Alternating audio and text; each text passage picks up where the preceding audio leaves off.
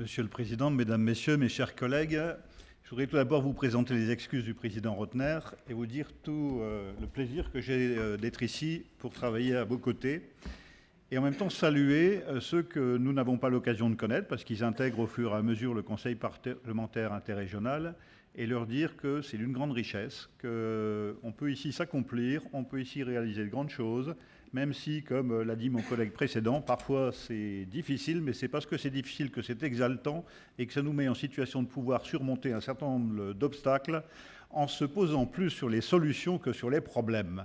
Et dans la vie, c'est ainsi. La force d'un message négatif est cette fois supérieure à celle d'un message positif. Donc je m'inviterai à essayer d'avoir un regard optimiste sur la résolution de ces problèmes, pour peu qu'on en ait la volonté, mais je suis sûr qu'ici, vous en avez tous la volonté de les résoudre. Un grand merci en tout cas. Je voudrais vous dire aussi à titre personnel que j'ai été particulièrement attentif aux travaux qui ont été réalisés dans les différentes commissions et pour certaines y avoir participé, et que c'était également particulièrement intéressant.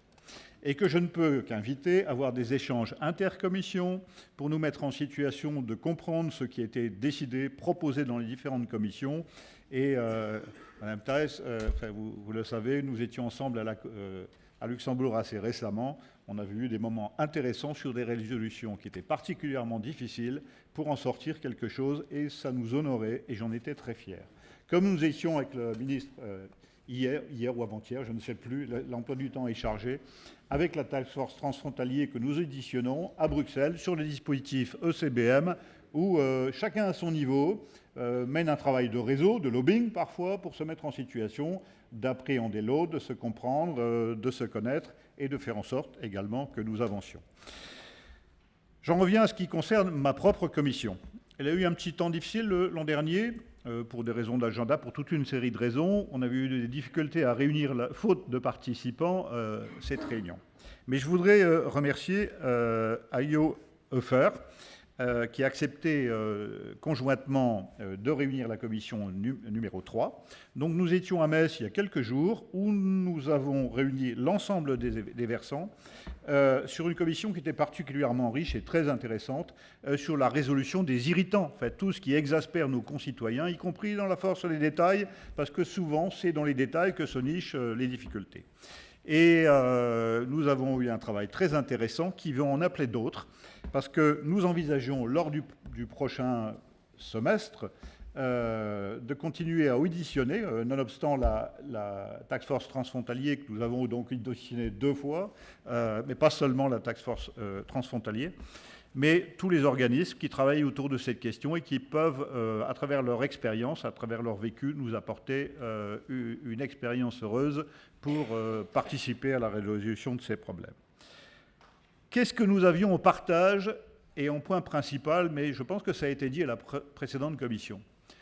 Tous les versants aujourd'hui, au-delà de la SAR, ont une difficulté avec le réservoir de main-d'œuvre.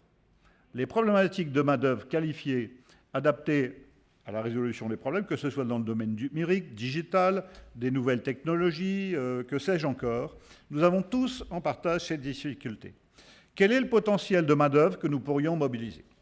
Alors il faut être imaginatif, il faut essayer de dégager des solutions innovantes, y compris pour la mobilisation des travailleurs handicapés, pour l'inclusion numérique, pour l'insertion, enfin tout ce qui est possible, y compris dans la robotisation qui permet d'éviter les tâches pénibles, et dans d'autres formes de travail que celles qu'on a pu connaître jusqu'à présent, y compris dans les plus grandes innovations. Alors il y en a une, mais c'est un outil. Je ne veux pas qu'on s'arrête sur un seul outil.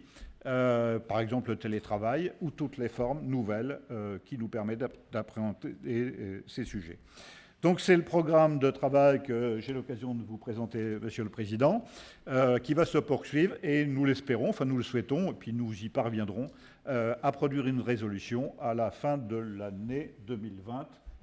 C'est le vœu que je formulerai. Voilà ce que je voulais vous dire aujourd'hui, et encore vous remercier de vos différentes contributions et de vos différentes participations.